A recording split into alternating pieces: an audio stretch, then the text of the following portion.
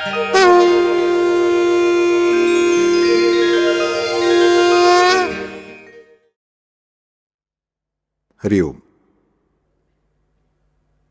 राम रक्षाम पठेत प्राज्ञः पापग्निम सर्वकामदाम। प्राज्ञ कौन है? हमें प्राज्ञ बनना है या नहीं? प्राज्ञ बनकर राम रक्षा पढ़े और राम रक्षा पढ़ते पढ़ते प्राज्ञ बने, दोनों बातें समान है। हम प्राज्ञ नहीं हैं, कोई हर्ज नहीं। हमें पता होना चाहिए कि राम रक्षा पढ़ने लगेंगे तो राम रक्षा पढ़ते पढ़ते आज नहीं तो कल हम अवश्य प्राज्ञ बन जाएंगे। यह हमारा दृढ़ निश्चय होना चाहिए।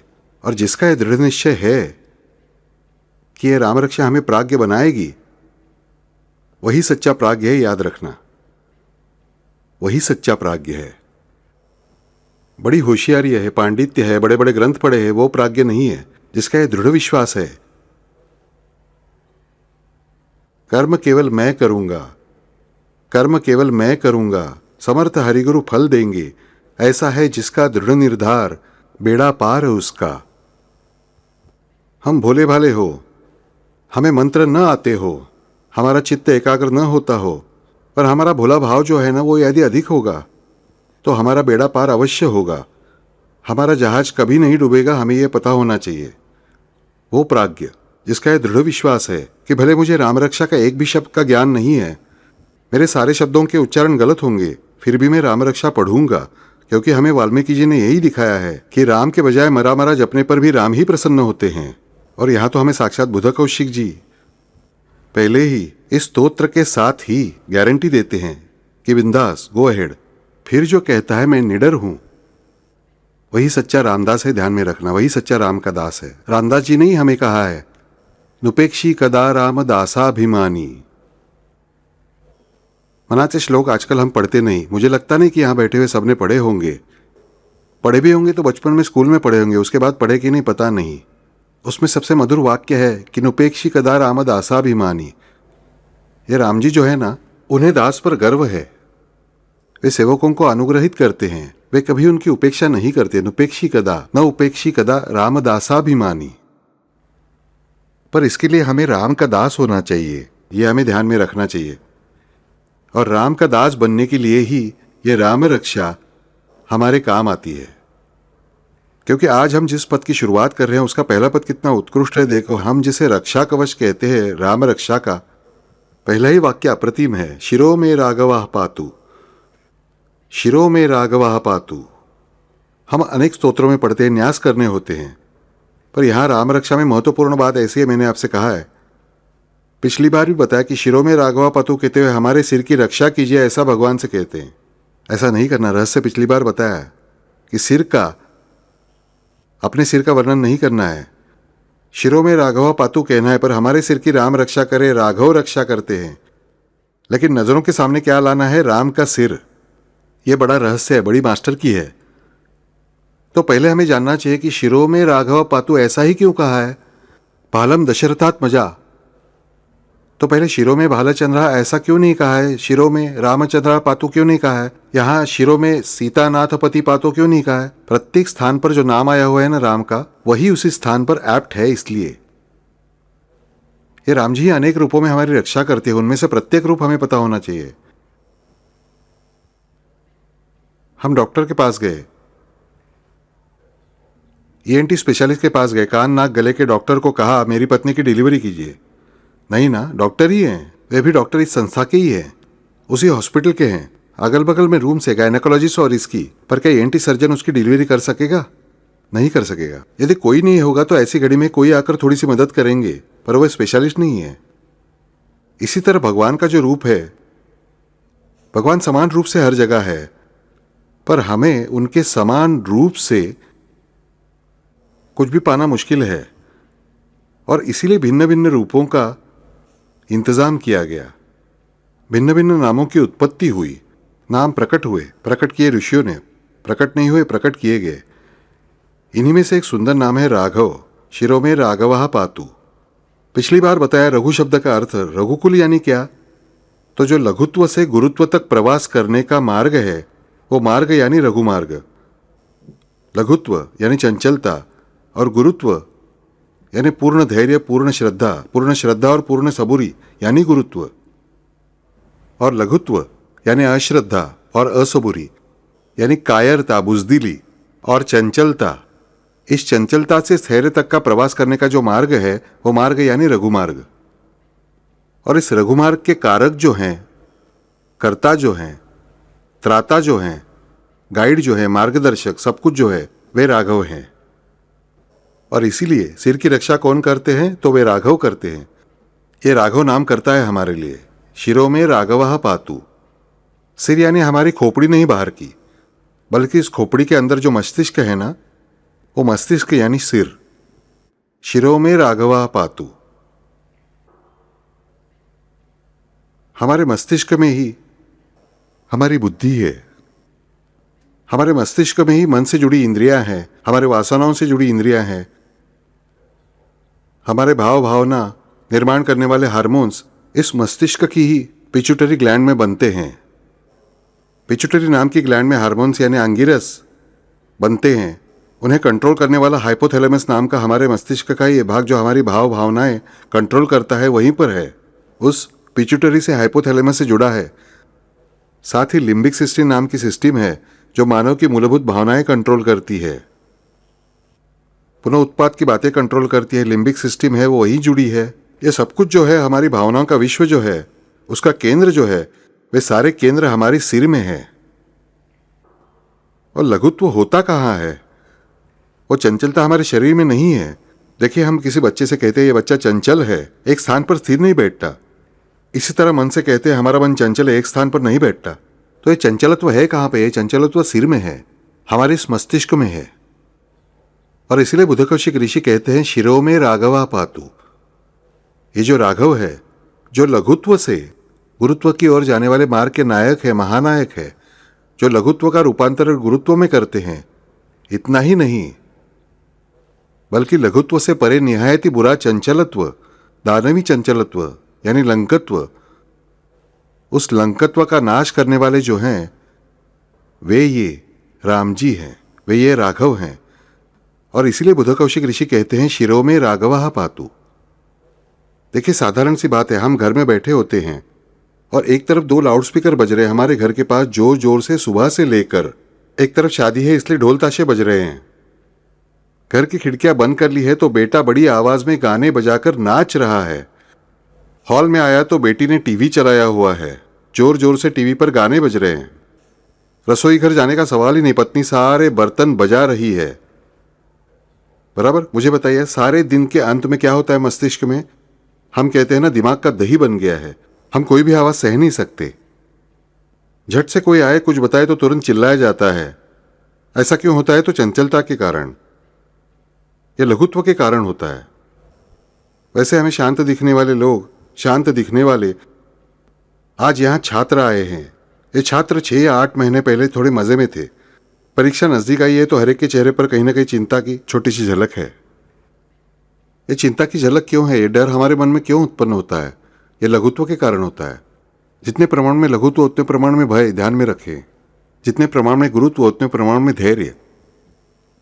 यानी हमारे मन में सभी प्रकार के भय हैं, सभी प्रकार के डर हैं। वे सभी प्रकार के भय और सभी प्रकार के डर इस लघुत्व से उत्पन्न होते हैं। क्योंकि हमें पता है, साई चरित्र में हम पढ़ते हैं आहार निद्रा भय मैथुन सारे जगत को सम समान। समान यानी सबका डर एक ऐसा नहीं। देखिए, चारों केंद्र प्रत्येक में है ही, परंतु हम किस केंद्र को विकसित करते हैं इस पर हमारे जीवन की प्रगति निर्भर है। हम अपना भय का केंद्र विकसित करते हैं या पौरुषत्व का केंद्र विकसित करते हैं। और हमारे मन के, हमारे बुद्धि के अच्छे केंद्र यदि हमें विकसित करने हो तो हमें पहले क्या करना चाहिए? लघुत्व का नाश करना चाहिए और हमें गुरुत्व की ओर बढ़ना चाहिए, गुरुत्व पाना चाहिए। और ये करने का कार्य राघव ये नाम करता है। राघव, ये जो करते हैं वे राघव हैं। जो लघुत्व का रूपांतरण गुरुत्व में करते हैं, जो अंधकार का रूपांतरण प्रकाश में करते हैं वे गुरु हैं। जो अंधकार का रूपांतरण प्रकाश में करते हैं वे गुरु। वहीं जो लघुत्व का रूपांतरण गुरुत्व में करते हैं वे राघव हैं। और इसीलिए बुद्धकौशिक ऋषि प्रार्थना करते हैं कि शिरो में राघवः पातु। मेरे सिर का अर्थात मेरे मस्तिष्क का संरक्षण राघव करते हैं या राघव करें? अब मन में प्रश्न उठता है, बापू हमें तो मस्तिष्क में कौन कौन से केंद्र है ये पता नहीं। आप डॉक्टर हैं, आपको पता है, ठीक है। अभी आपने नाम लिया हाइपोथैलेमस, पिट्यूटरी, फलाना डिमका, लिम्बिक सिस्टम, कुछ भी समझ में नहीं आता, कुछ भी जानने की जरूरत नहीं है। हम कहते हैं ना, क्या इतना भी तुम्हारा दिमाग नहीं चलता? दिमाग तो चलाओ। बराबर, इतना तो हम जानते हैं, इतना तो हम जानते हैं ना, उतना नॉलेज बहुत है कि भाई विचार कौन करता है? हमारा मस्तिष्क करता है। बराबर। मैं पागल हो जाऊंगा ऐसा हम कहते हैं। मेरा सिर भारी हो गया है, मेरा सिर सुन्न हो गया है, ऐसा हम कहते हैं। यानी हमें पता है कि भय का प्रभाव किस पर होता है, तो हमारे मस्तिष्क पर होता है। दिमाग लगाओ यानी कि प्रश्न का हल निकालने का काम कौन करता है? हमारा मस्तिष्क। हमारे 2 हाथ हैं, 2 पैर है, सब कुछ है मुझे। हम लिखने बैठते हैं, प्रश्न पत्र लिखने लगते हैं, हम क्या कहेंगे? पेपर कौन लिख रहा है? वो लड़का लिख रहा है, उत्तर सही है। या लड़की लिख रही है, उत्तर सही है। दूसरी बात देखो, कौन सा अवयव लिख रहा है? तो हाथ लिख रहा है, उत्तर सही है। पर एक्चुअली हाथ लिख रहा है क्या? नहीं। उस हाथ से लिखवा कौन रहा है? तो मस्तिष्क लिखवा रहा है।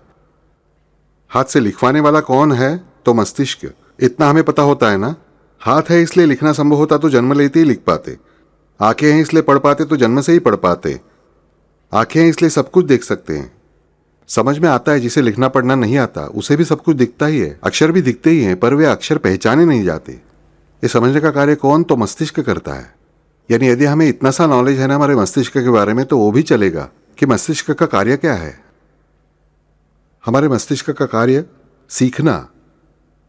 मस्तिष्क का कार्य है सीखना, पर हम मानते हैं मस्तिष्क का कार्य सिखाना। हम लोगों को सिखाते रहते, खुद नहीं सीखते।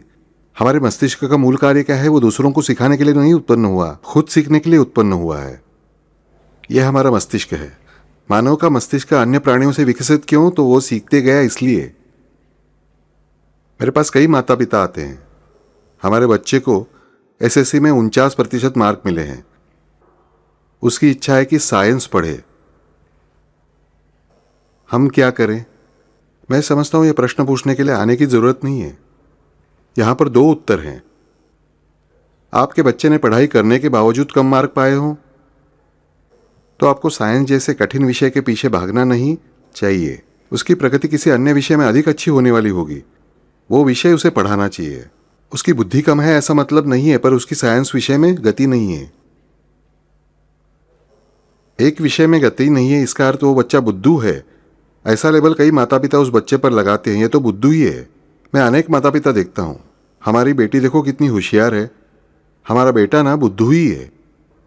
आपको एक रहस्य बताता हूं बच्चों, लड़कों और लड़कियों में आज हम देखते हैं परीक्षाओं में लड़कियां पहले, दूसरे, तीसरे स्थान पर आती हैं।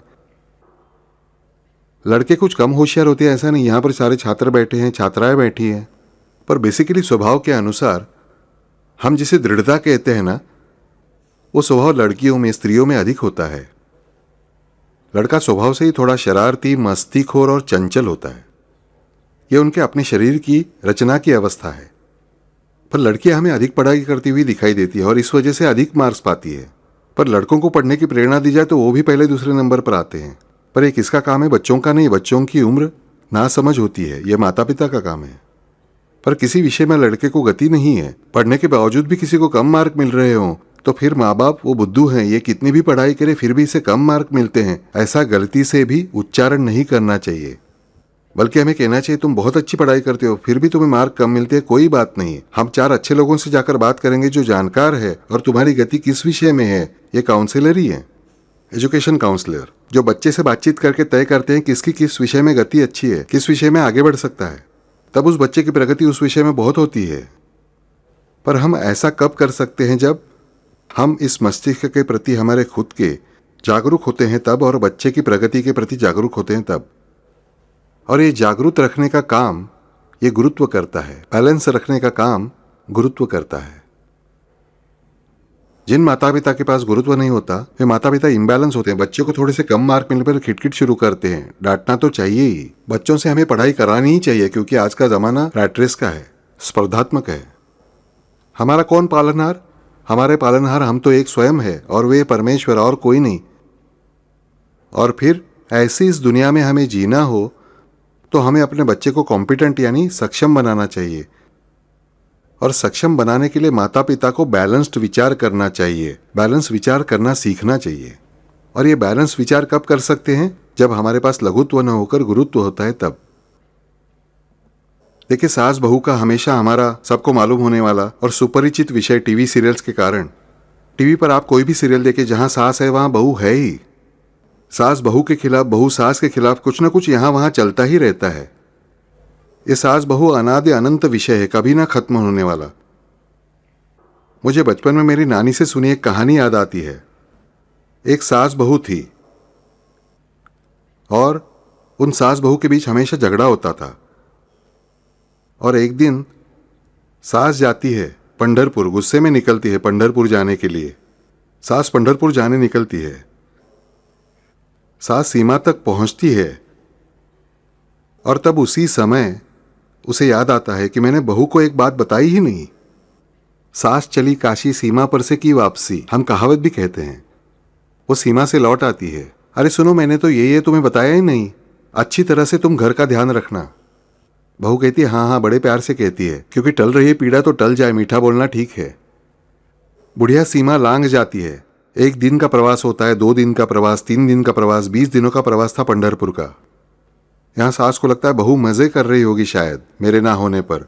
क्या क्या करेगी क्या पता। अपनी माँ को बुलाया होगा, बाप को बुलाया होगा, बहन को बुलाया होगा। लोग भजन कर रहे हैं, कोई मस्ती मजाक कर रहे हैं, कोई गाने गा रहे हैं, पर इसका ध्यान नहीं लग रहा है। सास के सर में बहुत दर्द होने लगता है, हाथ पांव कांपने लगते हैं, पेट में दर्द होता है, खाना नहीं खा पाती। और सास बीच रास्ते से ही लौटने लगती है। बीच रास्ते में ही लोग इसे मिलते हैं।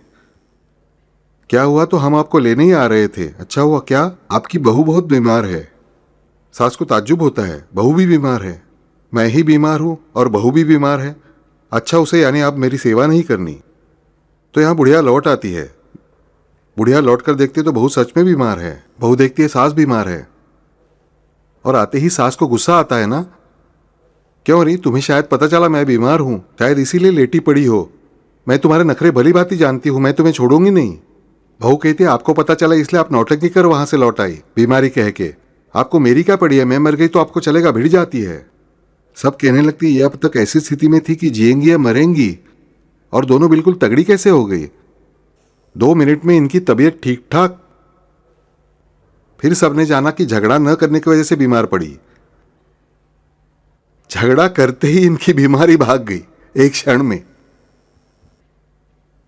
तो सास बहू का ऐसा ये विनोदी रिश्ता है, ध्यान में रखिए। ऐसा क्यों होता है? ना सास बैलेंस्ड होती है ना बहू बैलेंस्ड होती है। सास ये नहीं सोचती कि मैं भी कभी बहू थी। बहू ये नहीं सोचती कि मैं भी कभी सास बनूंगी। बहू की माँ ये नहीं सोचती कि मेरे पास भी कभी बहू आएगी। जैसे मेरे बेटी दूसरे घर गई है, उसी तरह दूसरे की बेटी मेरी बहू बनेगी। सास नहीं सोचती कि हमारे घर दूसरे की बेटी आई है, उसी तरह मेरी बेटी भी दूसरे घर गई है। हम ऐसा सोचते ही नहीं। ये बैलेंस जिस सास या बहू के मन में होता है ना, जो बहू सोचती है कि मैं जैसा सास से बर्ताव करूंगी वैसा ही मेरी भाभी मेरे माँ से बर्ताव करेगी, और भविष्य में मेरी बहू मेरे साथ बर्ताव करेगी। और जो सास सोचती है कि जैसा मैं बहू से बर्ताव करूंगी वैसा ही मेरी बेटी से उसकी सास बर्ताव करेगी, ये बैलेंस जिस सास और बहू के मन में होता है वहां कभी भी प्रॉब्लम नहीं होती। पर यह गुरुत्व हमारे पास नहीं होता, इसलिए प्रॉब्लम्स होती है। यह गुरुत्व नहीं होता इसलिए। तो ये गुरुत्व ले आने के लिए हमें विभिन्न उपचार बताए जाते हैं कि भाई त्राटक करो। मैंने ऐसे कई लोग देखे हैं, वे कुछ त्राटक की विचित्र व्याख्या करते हैं। कोई सामने दीप रखकर उसके नीचे चावल फैलाते हैं, उसके पीछे पीला कपड़ा लगाते हैं, फिर उस ज्योति पर ध्यान लगाते हैं, बराबर नाक की नोक और वो ज्योति। इससे फायदा होने के बजाय मनुष्य महंगा होता है, पर इसके अलावा कोई बदलाव होता है ऐसे मुझे नहीं लगता। हमें इसी प्रकार की बातों में इंटरेस्ट होता है, हमारे लघुत्व का नाश करने के लिए। हम साई चरित्र हमेशा पढ़ते हैं, वहां बार बार हमें बताया जाता है, जिसमें बार बार हेमड़पन जी हमसे कहते हैं कि श्रद्धा और सबूरी, धैर्य ही है ये सबूरी। ये धैर्य हमें कैसे मिलता है? तो केवल हरिगुरु कथा कीर्तन, हरिगुरु नामस्मरण से ही मिलता है, पर यह हम कभी ध्यान में नहीं लेते। नुपेक्षी कदा राम दासाभिमानी, ये रामदास जी हमें बार बार कहते हैं मना त्वाचिरे पूर्व संचित केले। मन जैसा तुम्हारा पूर्व संचित है वैसा ही तुम्हें भुगतना पड़ रहा है। रामदास जी आत्मीयता से कहते हैं, सच कहता हूँ मनाचे श्लोक में क्या नहीं है, सब कुछ है, सारा ब्रह्मांड है मनाचे श्लोक में। मन जैसा तुम्हारा पूर्व संचित है वैसा ही तुम्हें भुगतना पड़ रहा है। और वे आगे कहते हैं, नुपेक्षी कदा रामदासाभिमानी। एक दो नहीं, 6-7 दोहों में वे कहते हैं, नुपेक्षी कदा रामदासाभिमानी। राम जी को प्रचंड गर्व है, प्रचंड अहंकार है, प्रचंड अभिमान है अपने दासों पर। He is proud. कहते हैं ना, I am proud of you. बाप कहता है ना बेटे से, I am proud of you. इसी तरह राम जी कहते हैं, I am proud of you. वे ऐसा कहने के लिए हमारा बर्ताव वैसा होना चाहिए। राम जी प्राउड कब महसूस करेंगे? वे दासाभिमानी कब होंगे? जब हम दास बनेंगे तब। हम दास बने तो वे दासाभिमानी, ये हमें समझता नहीं। और एक बार हम दास बन गए तो राम दासाभिमानी होने के कारण वे हमारी उपेक्षा नहीं करेंगे। पर हमारी उपेक्षा क्यों की जाती है? तो हम उनके दास नहीं होते इसलिए। वे दासाभिमानी होने के कारण हम पर गर्व नहीं करते, इसलिए वे हमारी उपेक्षा करते हैं। और फिर हमारे पास लघुत्व बहुत बड़े प्रमाण में रहता है। देखिए, हम देखते हैं, कई लोग बताते हैं, रात को ना बहुत सपने आते हैं बापू हमें। रात को सोते ही सपने शुरू। रात को फोन बजा तो नींद खुली, फोन उठाया, फिर से सोए तो जहां पर सपना रुका था वहीं से शुरू हो जाता है। और हमारे सपने भी अच्छे नहीं होते कि भाई राम जी आए हैं, श्री कृष्ण आए हैं और अच्छी बातें हो रही हैं, हलवा पूरी खा रहे हैं। नहीं, साथ ही हमारी बड़ी गलतफहमी कि सपने में खाना खाते देखना यानी बुरा। हमारी सोच कितनी घटिया है, सोचिए। आप नहीं जानते, कई लोगों को पता होगा, रास्ते में शव यात्रा दिखाई देना तो लोग उसे शुभ शकुन मानते हैं। अरे, अपशकुन मत मानो पर शुभ शकुन भी मत मानो ना। किसी का शव जा रहा है तो कोई रो रहा है, कोई दुखी है, उसे तुम शुभ शकुन कैसे मानते हो? ऐसे सपने हम देखते हैं कि भूत पीछे पड़ा है, चोर आकर चोरी कर रहा है, कोई हमें मार रहा है, कोई हमें पीट रहा है। ऐसे सपने हम देखते हैं। हमें सपने में ऐसा क्यों नहीं दिखता कि हम 100 रोगियों की सेवा कर रहे हैं, हम 2 अंधों को रास्ता क्रॉस करा रहे हैं, परीक्षा में मैंने पहला नंबर पाया है? नहीं। 70 की उम्र में वृद्ध सपने में देखता है कि भूगोल का पेपर लिख रहा है और उसे कुछ भी याद नहीं आ रहा है। देखिए, अब बिल्कुल परीक्षा देने का कोई चांस नहीं, फिर भी वो उतना डर रहा है। अब मेरी परीक्षा है, मैंने भूगोल का नाम लिया क्योंकि भूगोल से मैं डरता था हमेशा। मेरे अध्यापक यहाँ बैठे हुए हैं, हमारे जेडी पाटिल सर हमें इतिहास पढ़ाते थे, बहुत अच्छा पढ़ाते थे, पर भूगोल का मेरे मन में हमेशा डर रहता था। और हमारे एक अध्यापिका थी, उन्होंने मुझे एक दिन कहा, अनिरुद्ध यहाँ आकर गारो हिल्स दिखाओ। बाप रे, इतने बड़े भारत के मैप में गारो हिल्स ढूंढने जैसा कठिन काम कोई होगा ऐसा मुझे नहीं लगता। मैं ठंडा पड़ गया और फिर मैंने जहां हिल्स दिखाए वो देखकर अध्यापिका भी ठंडी हुई। उसके बाद उन्होंने मुझे कोई सवाल नहीं पूछा कि कोई हिल्स दिखाओ। तो ऐसे सपने हम देखते हैं। हम 70 साल के होने को आए फिर भी हम परीक्षा दे रहे हैं और परीक्षा की तैयारी नहीं हुई, ऐसे ही सपने देखते हैं। ऐसा सपना नहीं आता कि हमने परीक्षा की मस्त तैयारी की है, क्या मस्त पेपर लिख रहे हैं और फिर सप्लीमेंट पर सप्लीमेंट हम मांग रहे हैं और मुझे वो देने वाला जो है द्रौपदी को वस्त्र की आपूर्ति करने वाले कृष्ण की तरह खड़ा है और उसके हाथ से आ रहा है बस, सप्लीमेंट आ रहे हैं बस और मैं लिख रहा हूं। पर ऐसे सपने मुझे कभी नहीं आते। हम सपना देखते हैं कि हमारी परीक्षा है, कल परीक्षा है और हमने तैयारी नहीं की है। इतना धाक हमें उस 50-55 साल पहले की परीक्षा का है। तो हमें पता चलेगा कि ऐसे ही सपने क्यों आते हैं, हमें अच्छे सपने क्यों नहीं आते। तो हमें पता होना चाहिए कि सपने आते कहां से हैं। सपने हमने पहले कई दिन पहले डिसिल्वा में सपनों के विभिन्न प्रकार समझाए थे। आज मैं सब कुछ डिटेल में नहीं बताऊंगा, पर हमें पता होना चाहिए कि सपने ये 99% जो है ये हमारे अंतर्मन से प्रकट होते हैं। हमारे अंतर्मन में हम बाह्य मन से जो बातें दबा कर रखते हैं, हमारा बाह्य मन सोने के बाद हमारे अंतर्मन की संवेदनाएं अब उन पर किसी का विवेक का बाह्य मन का प्रेशर न होने के कारण आंखों के सामने घटित होती है।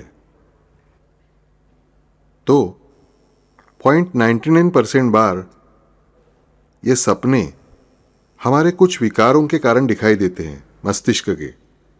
वहीं 0.01% बार ये सपने मुझे वे परमात्मा, वे परमेश्वर किसी संकेत के रूप में दिखाते हैं। रेयरली 0.01% बार ये हमें पता होना चाहिए। हम साई चरित्र में 2 कथाएं पढ़ते हैं, इसलिए हमें लगता है कि प्रत्येक सपना हमें कोई संकेत देता, हमें लगता है ऐसा नहीं होता है। 99.99% बार ये सपने या तो हमारे अंतर्मन की बातों के कारण या विकारों के कारण आते हैं। पर ये अंतर्मन में घटने वाली घटनाएं सपने बनकर डरावने रूप में ही क्यों निकलती है मन से? मन में कुछ अच्छी बातें भी होती हैं, वे क्यों नहीं बाहर निकलती? क्योंकि जब तक हम जाग रहे हैं ना, यानी हमारा बाह्य मन जागरूक है, हमारा विवेक जाग रहा है, तब तक लघुत्व को किसी तरह से रोका जाता है। देखिए, हमारे मन में बहुत डर है, पर हमारे चेहरे पर नहीं दिखाते। चेहरे पर डर नहीं दिखाते, अपना चेहरा मस्त स्मार्ट रखते हैं। देखिए, परीक्षा आती है ना, तो बच्चे करते हैं ना, एक लड़का दूसरे से, एक लड़की दूसरे से पूछते हैं पढ़ाई कितनी हुई? उफ, मेरी नहीं हुई, मेरी पढ़ाई नहीं हुई।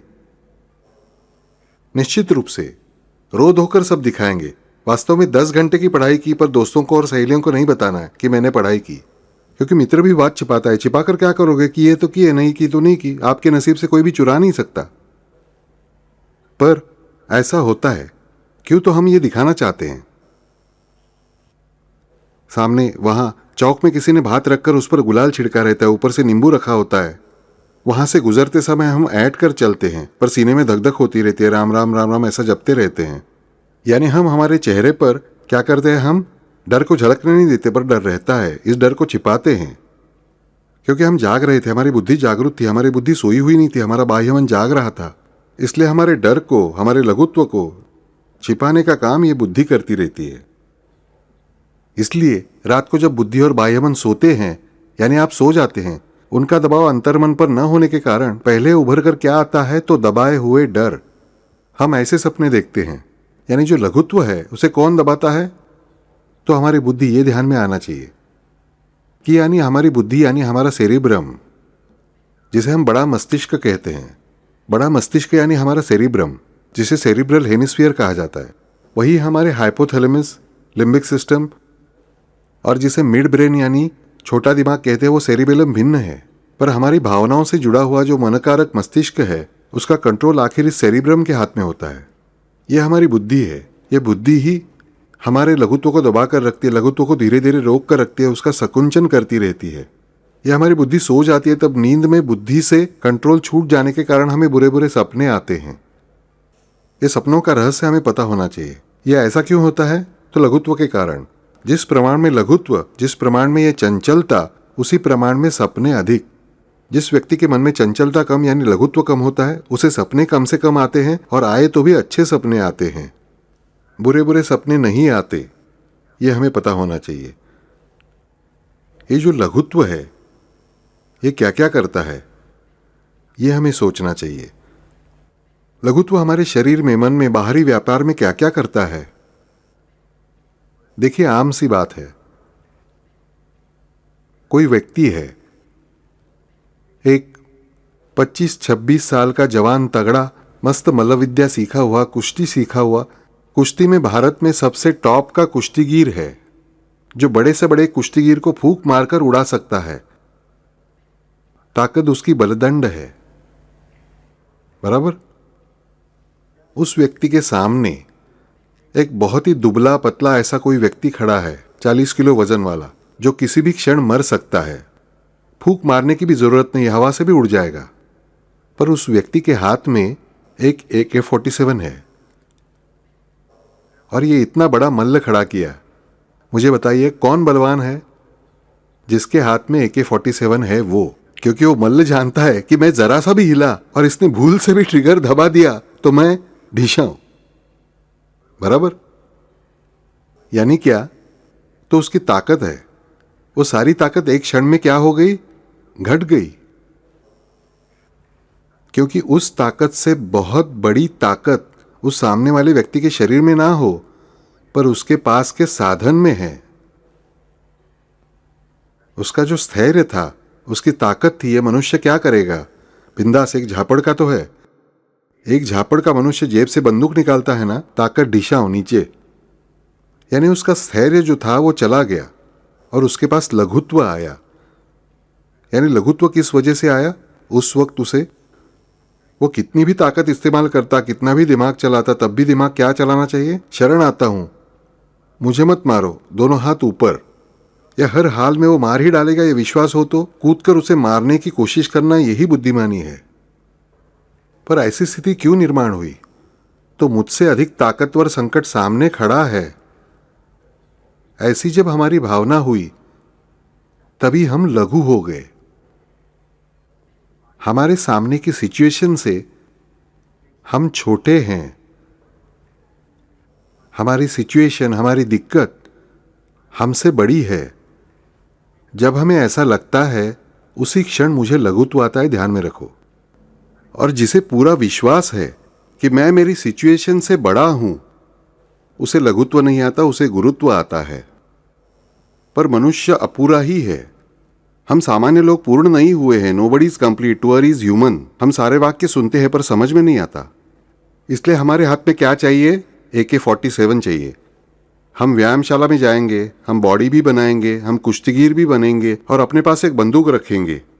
और वो AK-47, लोडेड AK-47 यानी क्या? तो वे राघव। हमारा संकट कितना भी बड़ा हो, हम संकट से कितने भी छोटे हों, पर हमारे जो सद्गुरु हैं वे किसी भी संकट से बड़े हैं। वे इस संपूर्ण ब्रह्मांड से बड़े हैं। और फिर यदि हमें हमारा यकीन है कि हमारे भगवान, हमारे परमेश्वर हमारे संकट से बड़े हैं, यानी हम यदि कम ताकत के होंगे, हमारा संकट बड़ा होगा, पर हमारे हाथ में राघव नामक AK-47 है। आने दो, एक क्या दो मल्ला आने दो, झट से उड़ा दूंगा। उसे गुरुत्व प्राप्त होता है। शिरो में राघवा पातु, शिरो में राघवा पातु। पर यह कब होगा? जब हम ये राघव नामक बंदूक प्राप्त कर लेंगे तब। पर हम जानते हैं सादी बंदूक पानी हो तो हमें कितने सारे लाइसेंस लगते हैं। पर यह अगर भगवान की AK-47 हमें लानी हो, अपना खुद का कवच लाना हो, अपनी सुरक्षा के लिए हमें लाना हो, तो हमें बाहर कहीं नहीं मिलेगा। वो हम भगवान से ही प्राप्त कर सकते हैं, ध्यान में रखना। शिवाजी को भवानी तलवार भवानी माता ने दी, यह हमें पता होना चाहिए। औरंगजेब ने दी नहीं। हम मनुष्य कैसे बर्ताव करते हैं? हमें भवानी तलवार चाहिए, वो औरंगजेब से मांगते हैं। तो हमारे जीवन में सुख कहां से आएगा, मुझे बताइए।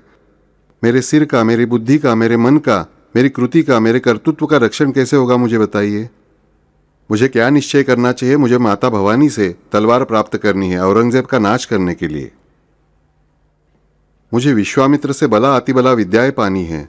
मुझे शिवजी से उनका धनुष्य पाना है, रावण का नाश करने के लिए। यह पता होना चाहिए, लंका में रहने वाले रावण का नाश करने के लिए। शिरो में राघवः पातु। और यही वाक्य सुनते हुए, बोलते हुए हमें राम रक्षा के अगले भाग का स्मरण होना चाहिए। राघवम रावणारिम। फिर से राघव नाम कहां आता है? राघवम रावणारिम। शिरो में राघवः पातु, राघवम रावणारिम। राघव कौन है? तो जो रावण के अरि यानी शत्रु है, ऐसे राम हमारे सिर की रक्षा करें। हमने यहाँ एक पंक्ति पढ़ी, आगे एक पढ़ी, भूल गए, नहीं चलेगा। एक ही स्तोत्र में दोनों स्थानों पर राघव शब्द आता है, ये समझना चाहिए। राघव शब्द की व्याख्या भी पूरी तरह से दी गई है। राघवम रावणारिम। रावण यानी तामस अहंकार, रावण यानी तामस अहंकार, रावण यानी भय की उच्चतम अवस्था या अति नीच अवस्था भय की। आपको जो कहना है सो कहो। भय की सबसे बड़ी अवस्था यानी रावण, सबसे बड़ी चंचलता यानी रावण। इसलिए राघवम रावणारिम।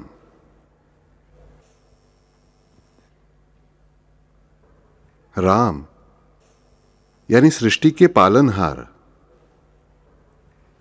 वही रावण यानी सृष्टि को निष्क्रिय करने वाला, सृष्टि को क्रियाशील करने वाले वे राम, सृष्टि को क्रियाशून्य बनाने वाला वो रावण। लघुत्व के कारण हम क्रियाशून्य बनते हैं, हमें पता होना चाहिए। क्रियाशून्य बनते हैं, किसकी वजह से बनते हैं? लघुत्व के कारण ही बनते हैं। यदि हमें यह लघुत्व दूर करना हो तो हमें तुकाराम एक सुंदर मार्ग बताते हैं, बहुत ही सुंदर मार्ग बताते हैं तुकाराम महाराज हमें। लहानपण देगा देवा, मुंगी साखरेचा रवा। लड़कपन यानी लघुत्व नहीं, लड़कपन यानी लड़कपन, छोटे छोटे पड़ाव बनाना, बड़ी बड़ी डींगे मारना, झूठी प्रतिष्ठा न दिखाना, यानी लड़कपन देना भगवान। लड़कपन यानी नम्रता। मुझे जो कुछ मिला है वो भगवान आप ही की वजह से मिला है। जो कुछ मिला है उसका उपयोग आपकी सेवा के लिए ही करूंगा, आपके बच्चों की सेवा के लिए, आपके बच्चों को तकलीफ देने के लिए नहीं, आपको भूलने के लिए नहीं करूंगा। देखिए, उस सुंदरकांड में फिर से मुझे सुंदरकांड ही याद आया। हनुमान जी क्या कहते हैं राम जी से? राम पूछते हैं हनुमान जी की, भाई सीता जी कैसी हैं? वे कैसे अपने प्राणों की रक्षा करती है? उनका दुख कैसा है? तब हनुमान जी कहते हैं, हे प्रभु, प्रभु साई। यहां पर प्रभु साई शब्द का उपयोग किया है। विपत्ति प्रभु साई, विपत्ति कब? जब तब सुमिरन नाही। तुम्हारा स्मरण न हो तभी सच्ची विपत्ति है, स्पष्ट रूप से हनुमान जी कहते हैं। इतना ही नहीं बल्कि सुंदरकांड में और एक सुंदर पंक्ति है कि जिस पल पेड़ पर बैठे हनुमान जी राम जी का गुणवर्णन करने लगते हैं, उसी पल सीता जी का शोक नष्ट होता है। यानी हमारा शोक किससे नष्ट होता है? तो राम जी के गुण सुनने से, राम का गुणवर्णन करने से हमारा डर दूर भागेगा, हमारा दुख दूर होगा। यह हमें सुंदरकांड में बताया जाता है। पर हम सुंदरकांड अपने फायदे के लिए ही, बेटे की नौकरी के लिए, बेटी की शादी के लिए पढ़ते हैं। अरे वो तो होगा ही अपने आप, पर उसका अर्थ अच्छी तरह से जान लो। वो अर्थ जानने की कोशिश करेंगे तो अरे सीता जी इतने दुख में बैठी हैं, कृष तनु जटा एक बेनी, ऐसी स्थिति में बैठी हुई है, बहुत दुखी है, अपने पैरों की ओर नजरें गड़ाए हुए हैं। उसी पल उन्होंने देखा भी नहीं कि कौन कहाँ बैठा है, वे राम जी के गुण गाने लगते हैं। तब उन्हें देह की सुध भी नहीं रहती, उनका सारा दुख भाग जाता है। और हनुमान जी कहते हैं, हे राम, सच में दुख कब है? विपत्ति, विपत्ति सच में तब है जब आपका स्मरण नहीं होता है, तभी। प्रभु साई यानी राम जी का स्मरण ना हो तभी विपत्ति आती है, यह हमें पता होना चाहिए। वैसे विपत्ति आ ही नहीं सकती, जिसके मन में हमेशा राम है उसके पास विपत्ति आ ही नहीं सकती, यह हमें पता होना चाहिए। देखिए, सीता जी का रावण ने अपहरण किया, उनका बाल भी बांका नहीं कर सका, क्योंकि उनके मन में सदैव राम जी है। राघवम रावणारिम। सुंदरकांड में यही बात कितनी सुंदरता से बताई गई है। देखिए, तव सुमिरन नाही। और इसी सुंदरकांड में एक अन्य सुंदर बात कही गई है बार बार।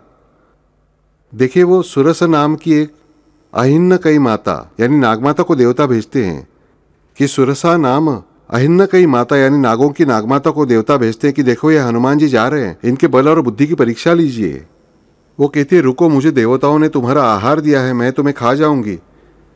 वे कहते हैं, ए माई, मैं तुम्हारे मुख में अवश्य प्रवेश करूंगा, पर मुझे पहले राम जी का काम कराने दो, राम जी को बताने दो सीता जी कहाँ पर है, फिर मैं तुम्हारे मुख में प्रवेश करूंगा। मुझे खा लो नहीं कहते, फिर मैं आकर तुम्हारे मुख में प्रवेश करूंगा। और ध्यान में आता है, किसी भी तरह मेरी बात नहीं मानती, मुझे खाना ही चाहते। ग्रससी न मोही कहे हो हनुमाना। हनुमान जी ने कहा कि तुम मुझे निगल कर दिखाओ, क्या हिम्मत है, निगल कर दिखाओ। वो तुरंत हनुमान जी के आकार जितना मुंह खोलती है, ये अपने आकार से दुगने हो जाते हैं। फिर वो 16 जोजन मुंह खोलती है, ये 32 जोजन जितने ऊंचे हो जाते हैं। फिर वो 100 जोजन करती है, ये दुगना हो जाते हैं। और उसी पल वे क्या करते हैं?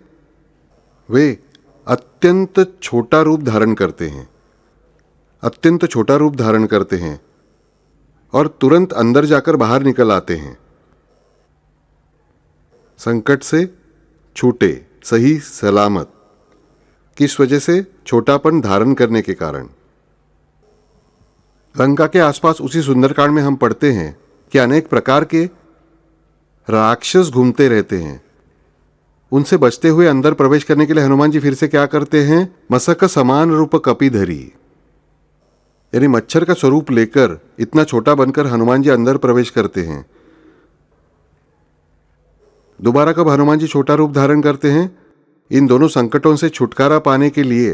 तो तीसरी बार रावण कहता है, हनुमान की पूंछ को कपड़ा लपेटकर तेल में डुबोकर आग लगा दो। कितने कृपालु है भगवान, उनके अकारण करुणा कितनी बड़ी है कि राक्षस उन्हें जलाना चाहते हैं और वे पूंछ बढ़ाते रहते हैं ताकि वे जलाए नहीं, उनके हाथों पाप न हो, मुझे सजा न देनी पड़े, इसलिए वो पूंछ बढ़ाते जाते हैं। सारी लंका से तेल खत्म हो जाता है, कपड़े खत्म हो जाते हैं, फिर भी रावण की अक्ल और राक्षसों की अक्ल ठिकाने नहीं आती, फिर उनका नाश होता ही है। और फिर इनकी पूंछ पर कपड़ा लपेटकर सारी लंका में इन्हें घुमाया जाता है। ये क्या करते हैं? राक्षस उन्हें लात मारते हैं और मजाक उड़ाते हैं।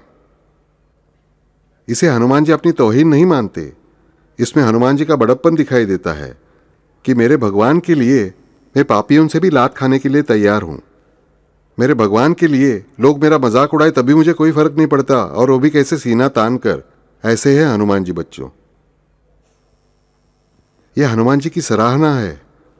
इतनी ताकत होने के बावजूद भी प्रभु काजा, मेरे भगवान के कार्य के लिए मैं लोगों का, पापियों का लात मारना भी सह लूंगा, लोगों से मेरा मजाक उड़ाया जाना भी मंजूर है। इसीलिए वे हनुमान जी महान है। और फिर उन्हें सारी लंका में घुमाया जाता है, तालियां बजाते, ढोल पीटते हुए, और उनकी पूंछ में आग लगाई जाती है। उसी पल हनुमान जी फिर से लघु रूप धारण करते हैं। और बात का वाक्य बहुत महत्वपूर्ण है। वे लघु रूप धारण करते हैं, पूछ प्रजारी।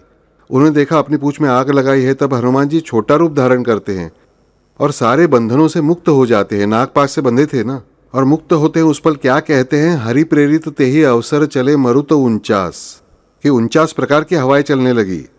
जिस पल वे छोटे हुए, बंधन से मुक्त हुए। यानी बंधन से मुक्त होना हो तो हमें छोटा बनना चाहिए।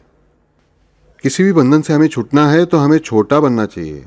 बहुत छोटे बने तो हरि कृपा से वे 49 मरुद गण जो है, 49 हवाएं हैं, वे जोरदार चलने लगती हैं। और फिर उस छोटे हनुमान जी की छोटी सी पूंछ की छोटी सी चिंगारी पूरी लंका को जला सकती है। हमारे शत्रु का पूरा नाश हो सकता है। हम पंचमुख हनुमत कवच में पढ़ते हैं ना कि शत्रु का नाश हो जाए। और फिर होता क्या है, जब 49 हवाएं चलने लगती है तब हनुमान जी अपने आप बड़ा रूप लेते हैं। कितना? आकाश जितना बड़ा होते हैं। और फिर सुंदर शब्द तुलसीदास जी ने कहा है कि वे बड़े बनते हैं पर भारी नहीं बनते, तो उनका शरीर हल्का ही था।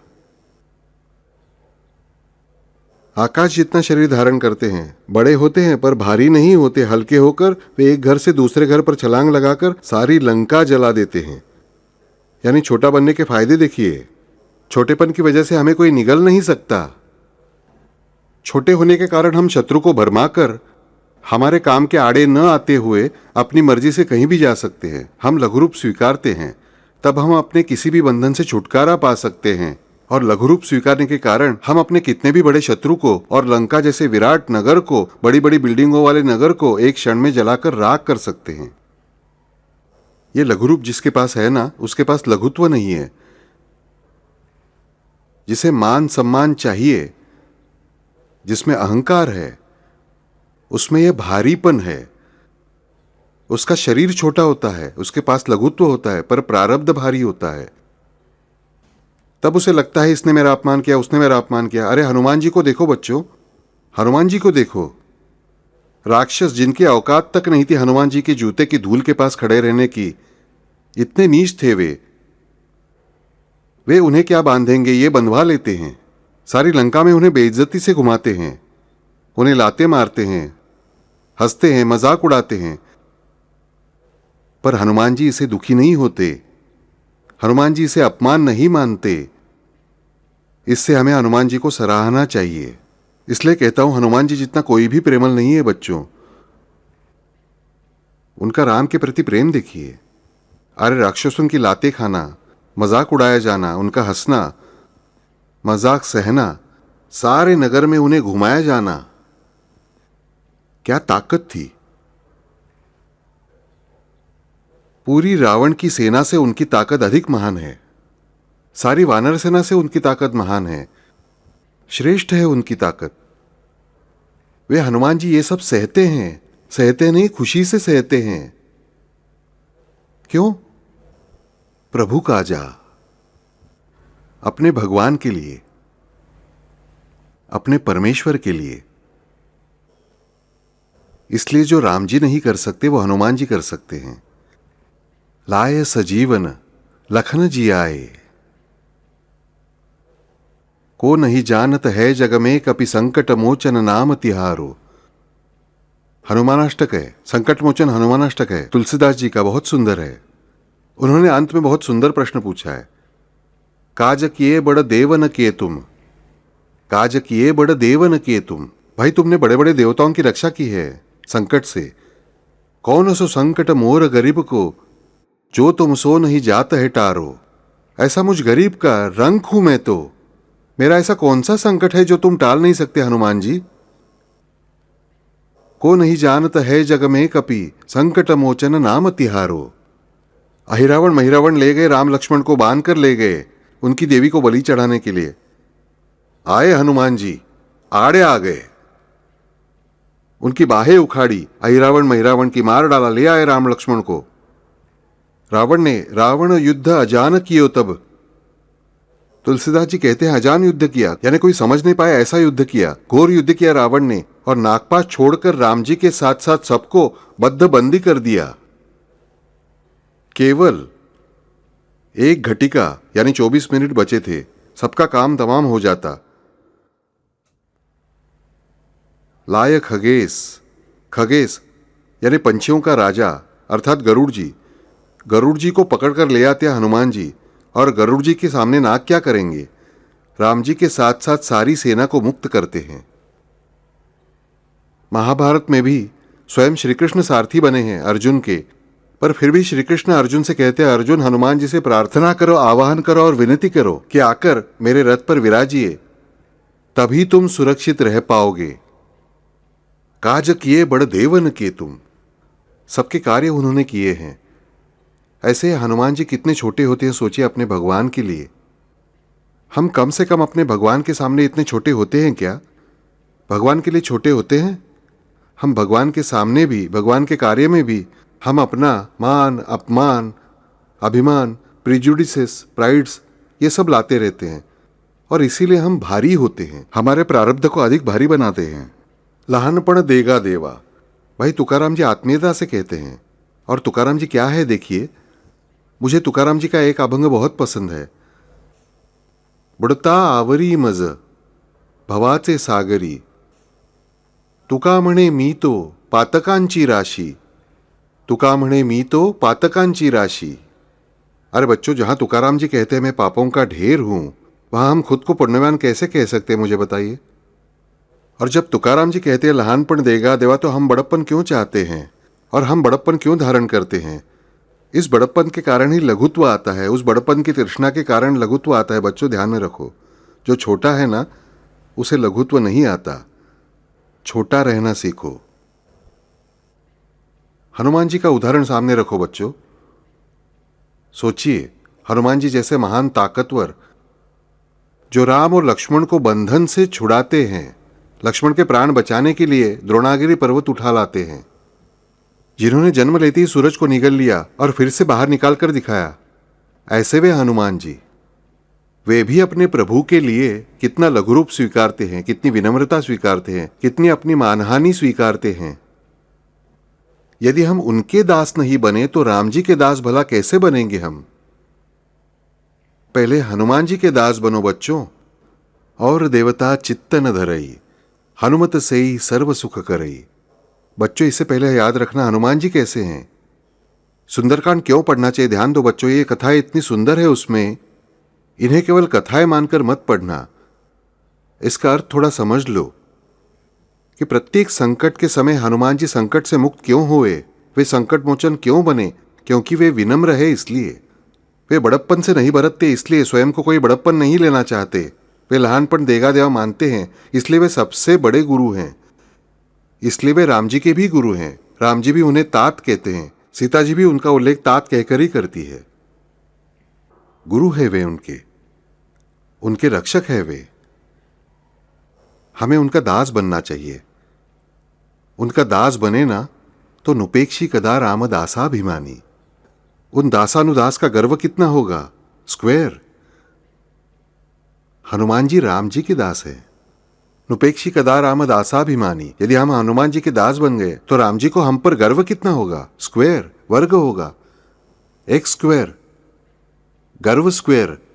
केवल गर्व नहीं रहेगा हमारे पास, ध्यान रहे, पर उसके लिए पहले हमें हनुमान जी इस दैवत को समझना होगा। 7:30 आने पर ही केवल हनुमान जी के मंदिर जाते हैं, सिंदूर चढ़ाते हैं, तेल चढ़ाते हैं, माला पहनाते हैं, हम समझते हैं हनुमान जी प्रसन्न हो गए। बच्चे, जो भगवान के सच्चे स्वरूप है ना, हम उन्हें सब कुछ अर्पण करते हैं, वे तृप्त होते ही हैं। फल पत्र जो कुछ है पत्ता, उसे हम प्रसन्न होते ही हैं, ऐसा वे कहते हैं। परंतु इसकी अपेक्षा उन्हें जिसकी चाह है वो है आपका भाव, आपका लघु रूप, हनुमान जी के पास जो लघु रूप है ना बच्चों, उसे अपनाना सीखो। वो पाने पर थोड़ा सा ही सही, तब वे राघव बनकर आपके सिर का रक्षण करते हैं, आपके लघुत्व का नाश करते हैं। लंका तो आपके आड़े नहीं आती, इसलिए आपकी लंका जलाने का सवाल ही नहीं उठता। पर इसके लिए ध्यान में रखें कि सुंदरकांड सुंदर क्यों है, क्योंकि सुंदरकांड यानी राघव का मार्ग। सुंदरकांड में हनुमान जी खुद ही अपनी खुद की प्रत्येक क्रिया से, शब्द से दिखाते हैं कि लहानपण देगा देवा यानी क्या, लघुत्व से छुटकारा कैसे पाएं, बंधन से अपनी मुक्ति कैसे करानी है, भगवान की भक्ति कैसे करनी है, परमेश्वर का कार्य करते समय कितना विनम्र होना है। और ये सब कुछ करते समय भी फिर ऊपर से कहना है, हे रघुराज नाथन नाथन कछु मोरी प्रभुताई, सो सब तव प्रताप रघुराई। हनुमान जी प्रभु राम से मिलते हैं, जामवंत कहते हैं हनुमान जी ने ऐसे बड़े बड़े कार्य किए हैं। तब हनुमान जी कहते हैं, अरे नहीं भाई, मरकट होने के कारण मेरा स्वभाव है एक पेड़ से दूसरे पेड़ पर कूदना, एक घर से दूसरे घर पर छलांग लगाना, इसके अलावा कुछ नहीं किया। ये जो भी कुछ हुआ है, नाथन कछु मोरी प्रभुताई, हे प्रभु राम, इसमें मेरी कोई बड़ाई नहीं है, ये सारा आपके नाम का प्रताप है राघव। हे रघुराई, ये आपका प्रताप है, ये ध्यान में रखना। इसलिए कहता हूं सुंदरकांड पढ़ो, जीवन सुंदर हो जाएगा। क्योंकि शिरो में राघवः पातु, ये प्रत्येक पंक्ति में, प्रत्येक शब्द में लिखा है, ऐसा ही सुंदरकांड है। नाथ न कछु मोरी प्रभुताई, इतना सब कुछ करने पर वे कहते हैं नाथ न कछु मोरी प्रभुताई, मुझे बड़ाई नहीं चाहिए, मेरे पास बड़प्पन नहीं है, इसमें मेरा कुछ भी नहीं है, भगवान सारा आपका प्रताप है। ध्यान में रखो, शिरो में राघवः पातु पढ़ते समय राम जी का सिर नजरों के सामने लाओ, सामने हनुमान जी हो राम रक्षा पढ़ते समय। सुंदरकांड पढ़िए, शिरो में राघवा पातु जीवन में उतरेगा सुंदरकांड पढ़ने के बाद। अगर हम अर्थ जानेंगे तो अच्छी तरह से उतरेगा, ये ध्यान में रखना। और इसीलिए आज से हम राम रक्षा पढ़ते समय अच्छे से सोचेंगे कि शिरो में राघवा पातु यानी क्या भगवान, लहानपण देगा देवा, मुंगी साखरेचा रवा। हरिओम।